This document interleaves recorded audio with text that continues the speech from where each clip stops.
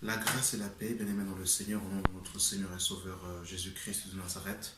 Nous bénissons Dieu pour cette nouvelle vidéo et merci pour tous les encouragements que vous m'apportez. Merci pour tous vos soutiens, tous vos encouragements, que la grâce et la paix vous soient données de la part de Dieu notre Père, au nom de notre Seigneur et Sauveur Jésus-Christ, le Fils de Dieu. Alors, on aimerait parler du mariage, bien-aimé dans le Seigneur, selon les textes bibliques, et nous voulons aller un peu plus dans la profondeur, dans les textes, pour voir un peu comment est-ce que Dieu considère le mariage. Il faut comprendre que le mariage est une institution divine établie par Dieu, et que c'est Dieu qui est l'auteur du mariage.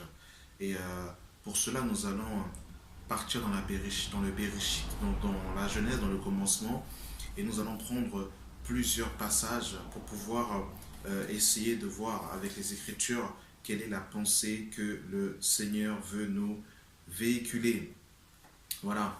Donc nous allons prendre pas mal de passages aujourd'hui, donc prenez des notes ou écrivez sur un papier les différents versets qui vont être donnés. Voilà. Donc, nous sommes dans le livre de la Genèse. Genèse chapitre 2. Alors, Dieu va créer l'homme dans le commencement et il va le placer dans le jardin.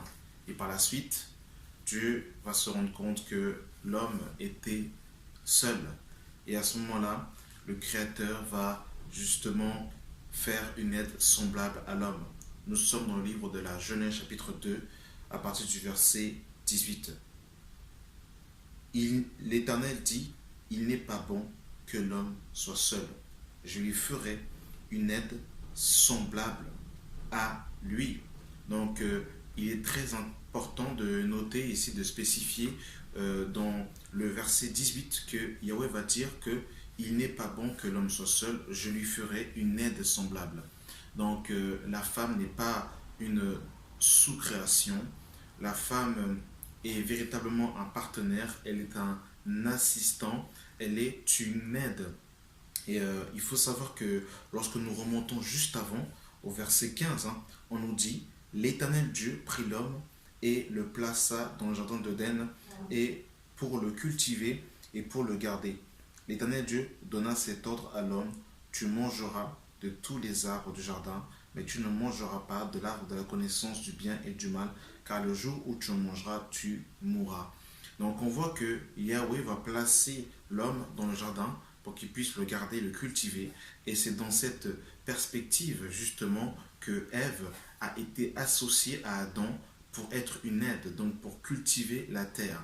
Donc la femme est une aide à l'homme pour pouvoir l'aider dans l'œuvre, pour pouvoir l'aider dans le service, dans le ministère, dans la vie. La femme est un vis-à-vis, la femme est un aide semblable à l'homme. Et ça, il est important de le comprendre et de le spécifier pour la suite des choses. Parce que le monde un peu a renversé le gouvernement de Dieu. Et voilà, aujourd'hui, la femme aujourd'hui est considérée comme un objet sexuel ou comme un trophée qu'on expose en montrant ses formes, en montrant ses tenues sexy. Mais la place et le rôle pour lequel elle a été créée aujourd'hui est malheureusement mis de côté. Et par la suite, on nous dit au verset 21, alors l'Éternel fit tomber un profond sommeil sur l'homme qui s'endormit. Il prit une de ses côtes et la referma, la chair à sa place. Et ce qui est intéressant ici au verset 21, nous voyons que Adam dormait. Et le sommeil est aussi l'image de la mort.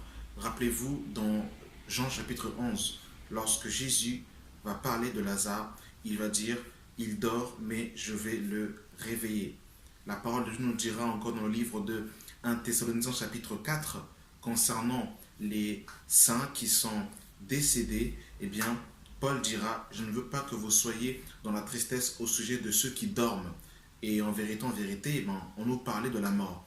Et Adam est ici aussi un type de Christ, hein, parce qu'il préfigurait bien évidemment Jésus-Christ.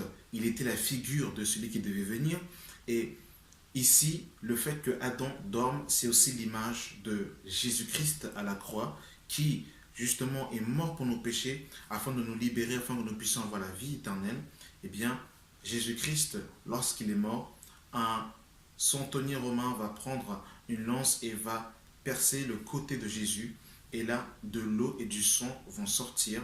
De la même image ici que nous voyons que Dieu a fait tomber Adam dans un sommeil profond et a pris Ève sur le côté. Et on nous dit, hein, l'Éternel Dieu forma une femme de la côte qu'il avait prise de l'homme et il l'amena vers l'homme. Et l'homme dit, voici cette fois celle qui est os de mes os et chair de ma chair. On l'appellera femme parce qu'elle a été prise de l'homme. C'est pourquoi l'homme quittera son père et sa mère et s'attachera à sa femme et les deux deviendront une seule chair. L'homme quittera l'homme et la femme étaient tous de nus et ils n'en avaient point honte. Alors il faut bien comprendre ici une chose, bien aimé dans le Seigneur, au verset 24, hein, on nous dit, c'est pourquoi l'homme quittera son père et sa mère et s'attachera à sa femme et les deux deviendront une seule chair. Ici, lorsque le Seigneur, dans Genèse chapitre 2, à partir du verset 24, nous dit que l'homme quittera son père et sa mère et s'attachera à sa femme et les deux deviendront une seule chair, eh bien, prophétiquement, eh bien, le Seigneur parlait de Christ. Et il faut savoir une chose, bien aimé dans le Seigneur, nous avons dit précédemment que Adam était la figure de celui qui devait venir, qu'il était un type de Christ. Et ça, il faut bien le comprendre. Et rappelez-vous, lorsque Yahweh va appeler Moïse pour qu'il puisse justement construire le tabernacle, dans Exode chapitre 26, à partir du verset 30, il est écrit « Tu dresseras le tabernacle d'après le modèle qui t'est montré sur la montagne. » Donc Moïse avait un modèle lorsqu'il a dressé le tabernacle, et ce modèle était un modèle céleste que Yahweh lui avait montré. Il en est de même pour le mariage. Le mariage terrestre est une maquette, une copie d'une représentation céleste qui représente Christ et l'Église. Nous sommes dans le livre de Éphésiens chapitre 5. Éphésiens chapitre 5. À partir du verset 22. Il est écrit, « Femmes, soyez soumises à vos maris comme au Seigneur, car le mari est le chef de la femme, comme Christ est le chef de l'Église, qui est son corps, et dont il est le sauveur. Or, de même que l'Église est soumise à Christ, les femmes aussi doivent l'être à leur mari en toutes choses. » Nous voyons ici le parallèle que l'apôtre Paul fait entre la femme et l'Église. C'est pour ça que nous avons dit précédemment que l'homme et la femme sont juste une maquette, une copie, mais que la vérité, le véritable modèle parfait, c'est Christ et l'Église. Marie, aimez vos femmes comme Christ a aimé l'Église et s'est livré lui-même pour elle, afin de la sanctifier après l'avoir purifiée par l'eau et la parole, afin de la faire paraître devant lui, cette Église glorieuse, sans tache, ni ride, ni rien de semblable, mais irrépréhensible. C'est ainsi que les maris doivent aimer leur femme comme leur propre corps. Celui qui aime sa femme s'aime lui-même, car jamais personne n'a haï sa propre chair, mais il la nourrit et en prend soin comme Christ l'a fait pour l'Église, parce que nous sommes membres de son corps, étant de sa chair et de ses os. C'est pourquoi l'homme quittera son père et sa mère et s'attachera à sa femme, et les deux deviendront une seule chair. Donc voyez-vous ici, Éphésiens 5, 31, eh bien, l'apôtre Paul va tirer ça de Genèse 2, 24. Et il dira par la suite, ce mystère est grand, je le dis, par rapport à Christ et à l'Église. Donc voyez-vous, bien aimé dans le Seigneur, donc dans la pensée de Yahweh, lorsque Yahweh disait l'homme quittera son père et sa mère, eh bien, Yahweh voyait Christ. Parce que tout vient de Christ. C'est de lui et par lui que sont toutes choses. Donc, il est important de comprendre, les mains dans le Seigneur, que lorsque nous rentrons dans le rôle comment dire, lorsque nous rentrons dans le mariage, que l'homme et la femme doivent se référer à Christ et l'Église. C'est le modèle parfait. On a vu que Yahweh va dire dans Exode chapitre 20, à Moïse, dans Exode chapitre 26, tu dresseras le tabernacle selon le modèle qui t'est montré sur la montagne. Et il est capital, fondamental que nous comprenions ces réalités spirituelles. Sinon, nous allons rentrer dans le mariage sans avoir de modèle, sans avoir de représentation parfaite. Et nous allons vouloir chercher un modèle. Et nous allons chercher ce modèle dans les stars de ce monde. Nous allons chercher un modèle dans ce qui se fait, ce que le monde adule, ce que le monde approuve. Et nous allons passer à côté. Nous allons marcher selon les mœurs du siècle présent. Nous allons marcher selon ce que l'éducation nationale veut nous communiquer et nous irons à la dérive. Et nous voyons, madame, dans le Seigneur qu'il y a un ordre, que Christ est le chef de tout homme, que l'homme est le chef de la femme, selon 1 Corinthiens chapitre 3, selon 1 Corinthiens chapitre 11, le verset 3. Oui, madame, dans le Seigneur, c'est vraiment important de comprendre cela, qu'il y a un ordre et que, bien que la femme est l'égale de l'homme, mais il y a un ordre dans la maison de Dieu. On a vu ici, bien aimé dans le Seigneur, qu'il est écrit que la femme doit être soumise à son mari et que l'homme est le chef.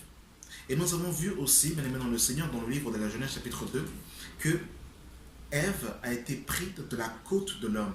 Or, la côte est un endroit secret. Ève vient d'un endroit caché. Elle vient d'un endroit... en fait, Ève est un mystère.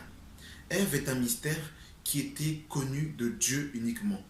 Et le Seigneur a révélé Ève de la même manière que Yahweh a révélé l'Église. Parce que l'Église aussi était un mystère. Mais elle existait déjà dans la pensée éternelle de Dieu. Lorsque Dieu va créer l'homme, la femme était en l'homme, mais elle était un mystère. Il fallait que Yahweh dévoile ce mystère en faisant sortir Ève de Adam. Pareillement pour l'Église. L'Église existait depuis toujours dans la pensée éternelle de Dieu, mais elle était un mystère, elle était cachée, elle était voilée, et Yahweh va sortir justement l'Église de Christ, de Christ, parce que nous sommes sa chair, nous sommes ses os, et nous allons sortir de Christ. Or, pourquoi est-ce que je dis tout cela? De la même manière que l'Église, que Ève vient d'un endroit caché, secret, ça fait aussi partie des caractéristiques de la femme. La femme est cachée, la femme doit être cachée, la femme doit être discrète, et le lieu de la femme, c'est le secret. Nous sommes dans Colossiens chapitre 3, à partir du verset 1. Si donc vous êtes ressuscité avec Christ, cherchez les choses d'en haut, où Christ est assis à la droite de Dieu. Affectionnez-vous aux choses d'en haut et non à celles qui sont sur la terre. Car vous êtes morts et votre vie est cachée avec Christ en Dieu. Car vous êtes morts et votre vie est cachée avec Christ en Dieu. De la même manière que Ève était cachée en Adam, l'Église est cachée en Christ. Donc la position de la femme, c'est une position de cachet. Ça n'a rien à voir aujourd'hui avec ce que le monde veut nous faire comprendre, où voilà, je gagne plus que toi, donc c'est moi qui décide à la maison. Il n'en est pas ainsi. Christ est la tête, il est l'autorité, et nous en tant qu'Église, nous nous soumettons à notre roi, à notre époux, et il faut que les sœurs comprennent ces principes divins. Ça c'est la base, dans un premier temps, par rapport au mariage. Et regardez, bien aimés dans le Seigneur, hein, on nous dit dans le livre de Gloire à Dieu pour sa parole. En fait, je bénis le Seigneur, pourquoi? Parce que j'ai pas préparé ce message et le Seigneur me donne des passages, donc je bénis le Seigneur. Dans Colossiens, dans 2 Corinthiens chapitre 11, à partir du verset 1, il est écrit: Or, si vous pouvez supporter de ma part un peu de folie, mais vous me supportez, car je suis jaloux de vous d'une jalousie de Dieu, parce que je vous ai fiancé à un seul époux pour vous présenter à Christ comme une vierge pure. Et bien aimé dans le Seigneur, ici j'aimerais nous parler justement de la virginité, parce que bien aimé dans le Seigneur, l'Église est une Église qui est vierge. Pourquoi? Parce que selon la Torah, eh bien, le souverain sacrificateur devait prendre une femme qui était vierge. Or, Jésus est le souverain sacrificateur, il est notre souverain sacrificateur de la nouvelle alliance. Pourquoi est-ce que je prends l'exemple de l'Église? Parce qu'en Israël, bien aimé dans le Seigneur, eh bien, la femme, les jeunes filles en Israël, eh bien, devaient garder leur virginité jusqu'au mariage. Ça, c'était incontournable. Et on va voir, bien aimé dans le Seigneur, que le mariage, eh bien, aujourd'hui, nous avons une approche du mariage qui n'est pas exactement celle que Yahweh nous a définie dans sa parole. Aujourd'hui, lorsqu'on parle de mariage dans la pensée de beaucoup d'hommes, eh bien, on voit la mairie, on voit la robe blanche. Alors que c'est beaucoup plus profond que ça. Bien évidemment, il y a la mairie parce que Jésus est venu restaurer les choses d'en haut et les choses d'en bas. Donc, de la même manière que nous sommes mariés devant le Père Céleste, eh bien, nous devons aussi, sur la terre, au milieu des hommes, eh bien, régulariser notre situation. En allant à la mairie, selon le pays dans lequel nous sommes, en allant à la mairie, ou soit dans certains pays, il n'y a pas spécialement de mairie, notamment par exemple au Congo, par exemple, la dot fait office voilà, de mariage et il n'y a pas de mairie. Donc c'est un exemple que j'ai donné. Donc voilà, il y a certains endroits où la mairie n'est pas, c'est pas la mairie qui est le socle, qui est, je dirais, l'aboutissement, sont les hommes. Dans les forêts, des fois, il y a pas de mairie, hein, il y a des chefs de village. Mais le mariage est vraiment profond. Et c'est là justement nous voulons toucher la question. Voilà pourquoi est-ce que j'ai parlé de la virginité. Vous devez savoir, bien aimé dans le Seigneur, que lorsque la parole de Dieu dira que l'homme quittera son père et sa mère et s'attachera à sa femme, et les deux deviendront une seule chair, en vérité, il est question du rapport sexuel, il est question de l'intimité. Nous sommes dans le livre de 1 Corinthiens chapitre 6. 1 Corinthiens chapitre 6, à partir du verset 15. Ne savez-vous pas que vos corps sont les membres de Christ? Prendrais-je donc les membres de Christ pour en faire les membres d'une prostituée? Loin de là. Ne savez-vous pas que celui qui s'attache à la prostituée est un seul corps avec elle? Car il est dit, les deux deviendront une seule chair. Et là, quand Paul dit cela, eh bien, il s'appuie sur Genèse chapitre 2, à partir du verset 24. Donc vous vous rendez compte aujourd'hui, bien aimé dans le Seigneur, que aujourd'hui, le nombre de personnes qui tombent dans l'impudicité, le nombre de préservatifs qui est partagé, qui est distribué, et aujourd'hui, comment est-ce qu'on joue avec l'intimité, avec le rapport sexuel? Alors que devant le Seigneur, c'est le rapport sexuel, c'était l'aboutissement du mariage. Je vais prendre quelques versets pour appuyer ce que je dis. On va aller dans la Torah. On va prendre le livre de Deutéronome chapitre 22.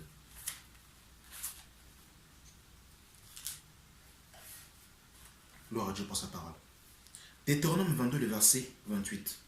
Si un homme rencontre une jeune fille vierge, non fiancée, lui fait violence et couche avec elle, et convienne à les surprendre, l'homme qui aura couché avec elle donnera au père de la jeune fille 50 cycles d'argent, et parce qu'il l'a déshonorée, il la prendra pour femme et ne pourra pas la renvoyer tant qu'il vivra. Waouh! Vous vous rendez compte maintenant dans le Seigneur comment c'est terrible? En Israël, lorsque un homme faisait violence à une vierge et qu'il la connaissait dans l'intimité, il devait la prendre pour femme et il ne pouvait pas la renvoyer tant qu'il vivait. Vous vous rendez compte? C'est terrible. Waouh! Et voilà comment est-ce que nous sommes ignorants de ces choses. Et voilà comment ce que vous voyez que nous jouons comme ça avec l'intimité, avec les rapports sexuels. Alors que c'est une profondeur, très significative. Et aujourd'hui, eh bien malheureusement, il y a une légèreté parce on ne comprend pas la profondeur du mariage. Regardez dans le livre de Exode, chapitre 22.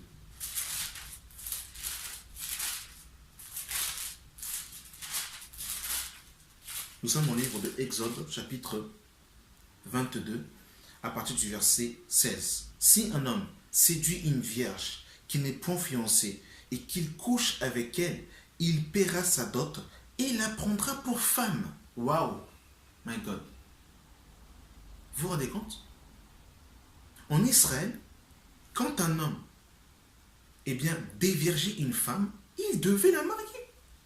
Il devait la marier. C'est pour ça que je disais que la mairie, la robe, toutes ces choses, en fait, si vous voulez, c'est... On va arriver.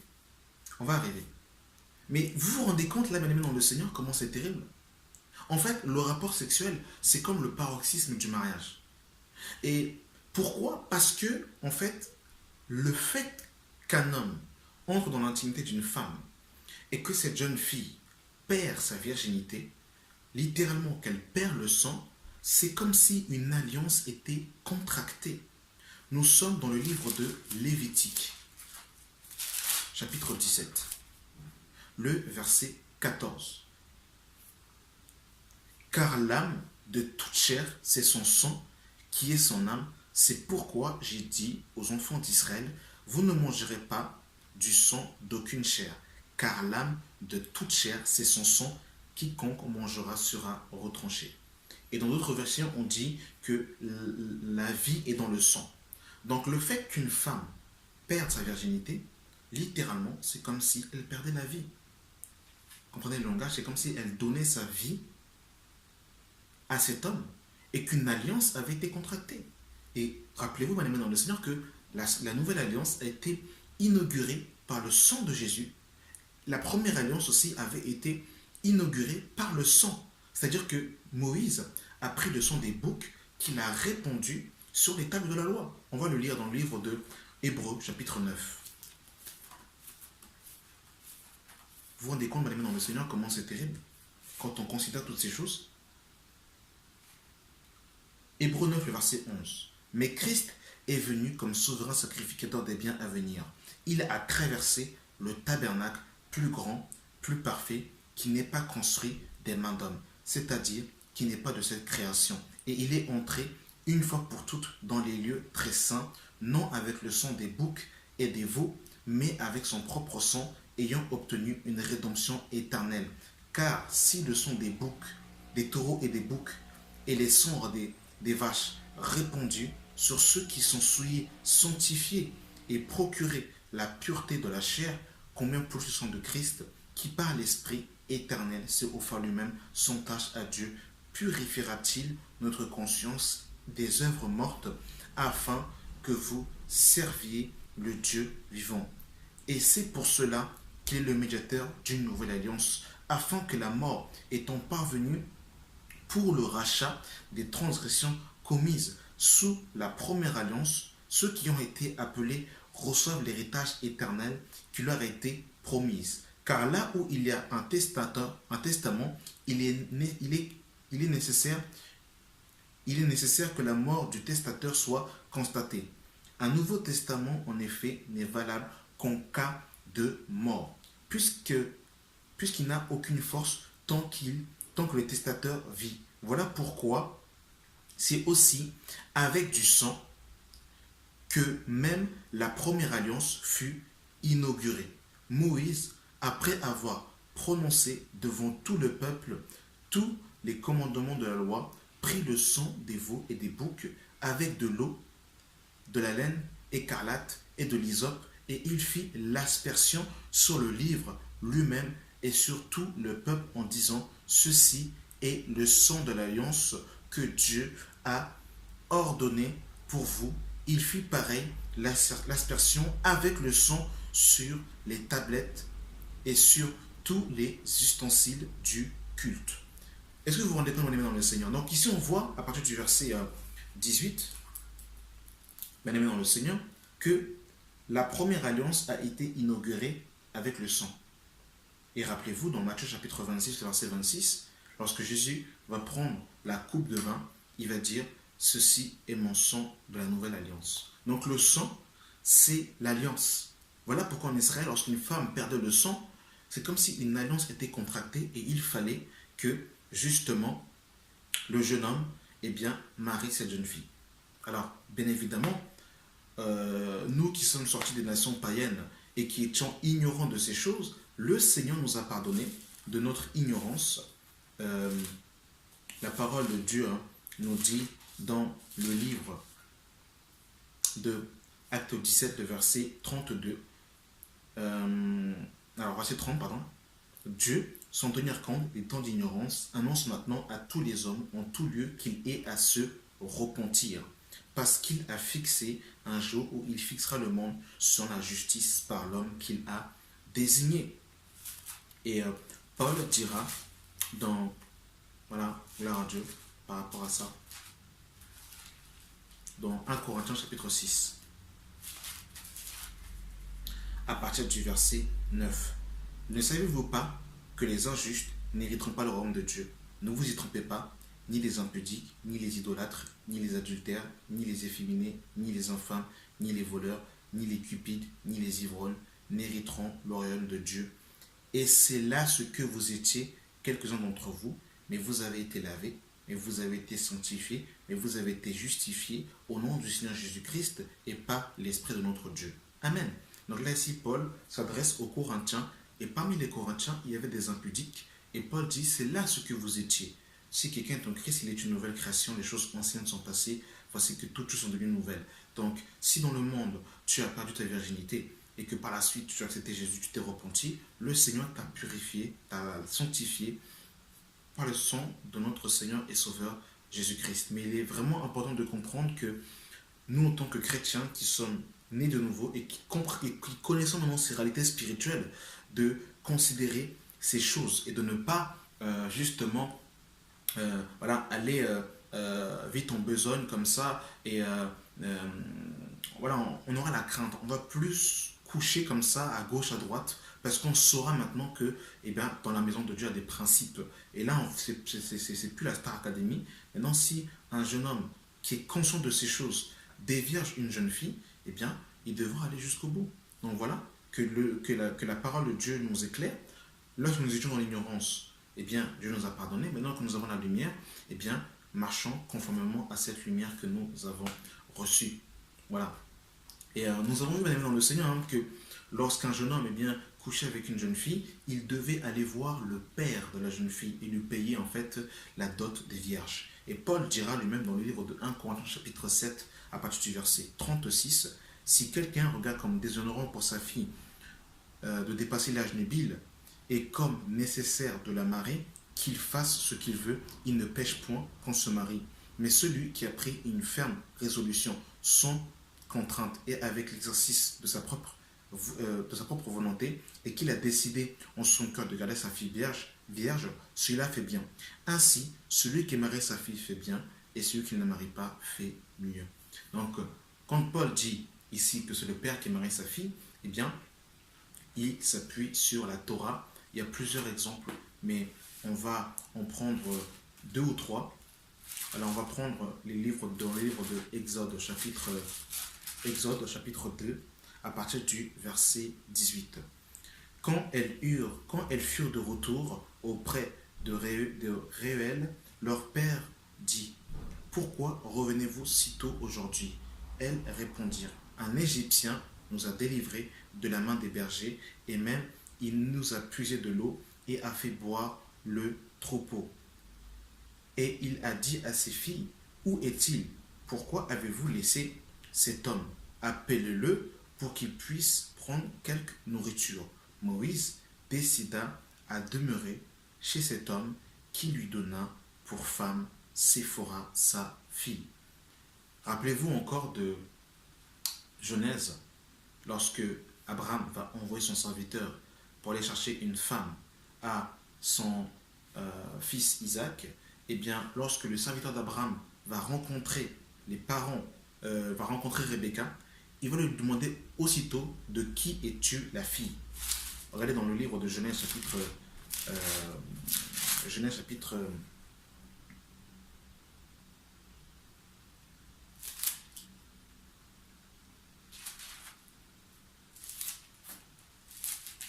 alors, juste avant, voilà, attends pour moi. Genèse chapitre 24. Genèse chapitre 24, à partir du verset 22. Quand les chameaux eurent fini de boire, l'homme prit un anneau d'or du poids d'une demi-cycle et de 2 bracelets de poids de 10 cycles d'or. Et il dit, de qui es-tu la fille? Dis-le-moi, je te prie. Y a-t-il dans la maison de ton père de la place pour passer la nuit? Elle répondit, je suis la fille de Bethuel, fille de Milka et de Nachor. Elle lui dit encore, il y a chez nous de la paille et du fourrage en abondance et aussi de la place pour y passer la nuit. On va directement au verset 50.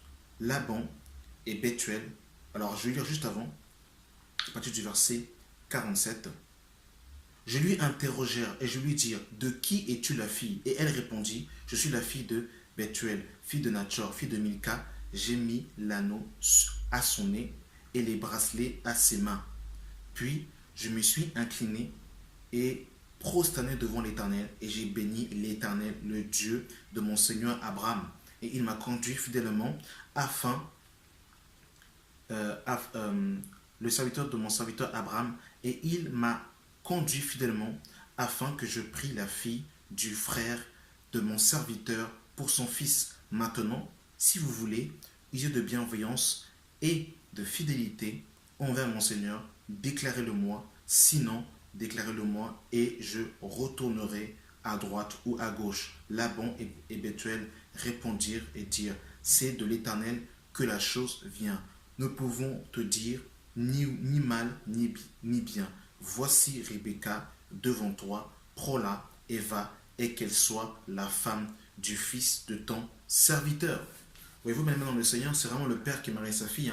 Il y a encore un autre exemple avec Saül. Saül qui va justement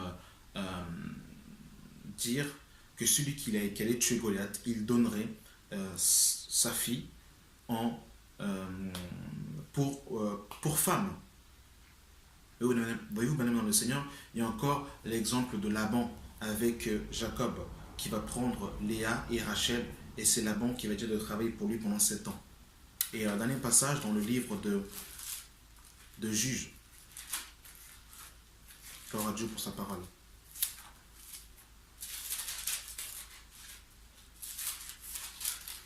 Que Dieu soit béni.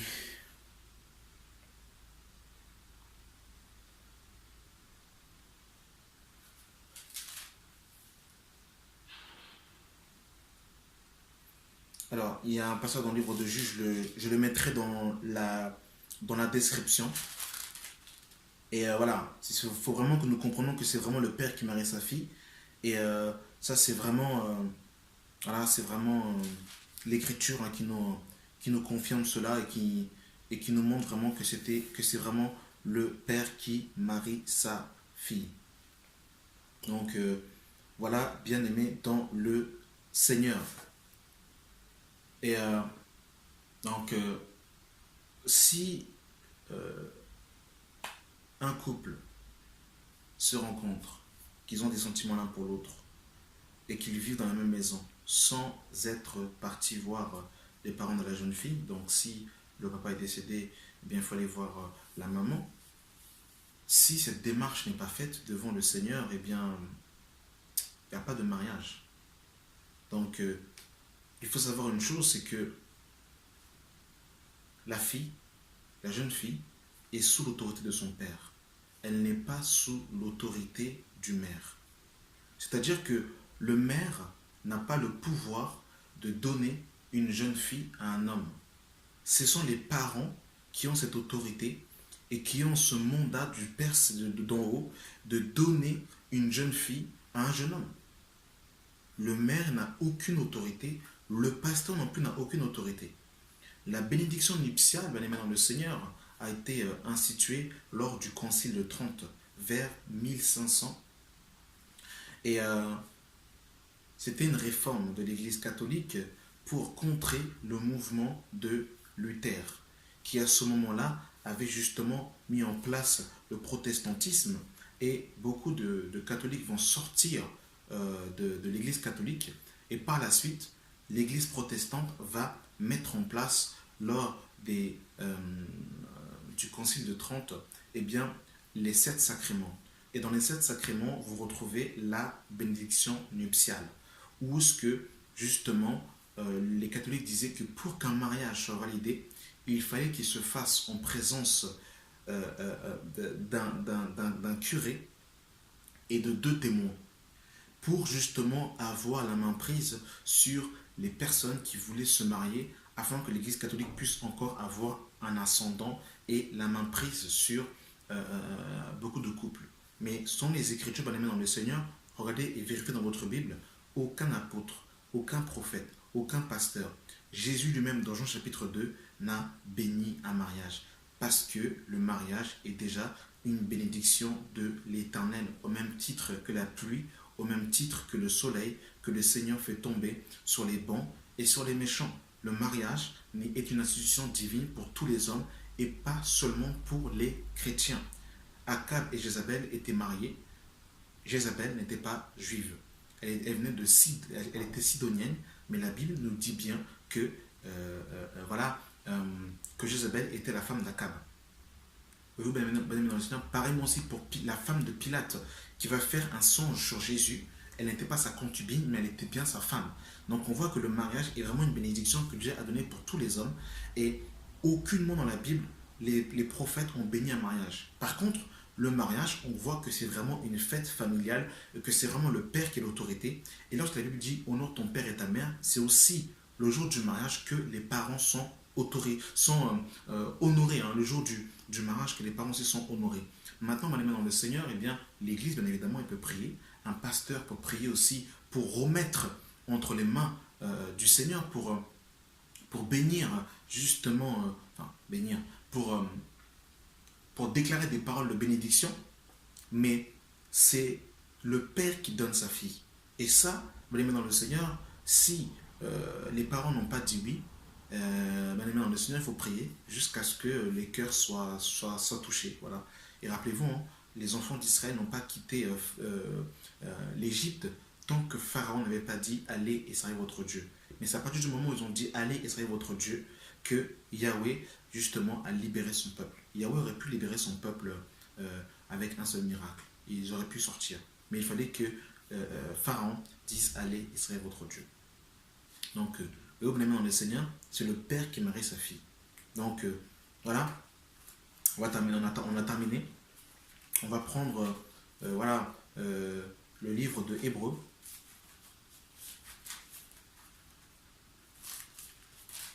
Hébreux, chapitre 13, à partir du verset 4. Que le mariage soit honoré de tous et que le lit conjugal exempt de souillure, car Dieu jugera les impudiques et les adultères. Alors ici, dans d'autres versions, notamment dans la version Parole de vie, on dit que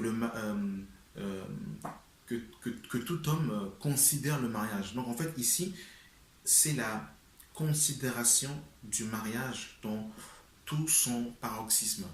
C'est-à-dire que ce que l'auteur aux Hébreux ici veut dire, c'est que si un homme va avec une femme et qu'il vit avec elle sans avoir honoré le mariage, eh bien, il sera jugé par Dieu. Parce que Dieu jugera les impudiques et les adultères. Les impudiques, ce sont ceux qui ne sont pas mariés et qui ont des rapports intimes. Et les adultères, on sait, hein, c'est un homme et une femme qui sont déjà engagés et que l'un des 2 partenaires, eh bien, va vers une autre femme ou a de la convoitise dans son cœur à l'égard d'un homme ou d'une femme, selon si c'est un homme ou si c'est une femme. Donc, oui, bien aimé dans le Seigneur, ici, on voit que c'est la considération à l'égard du mariage. C'est vrai que beaucoup prennent ce passage pour parler de la mairie, mais plus profondément, ce passage en fait parle de la considération, que chaque homme considère le mariage. Donc, dans la version Parole de vie, on nous dit bien que le mariage soit considéré de tous, donc que tout le monde en fait ait une considération.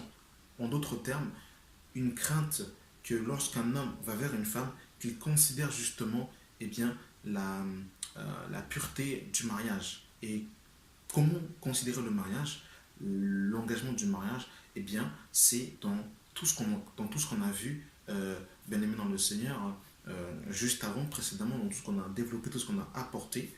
Et voilà, il est important de considérer cela. Donc, je répète, pour conclure cette vidéo, donc, un frère voilà, veut se marier avec une sœur, eh bien, il prie d'abord le Seigneur pour remettre ce projet entre les mains de Yahweh. Et lorsque ils ont la conviction dans leur cœur que c'est la volonté de Dieu, le jeune homme va voir le père de la jeune fille.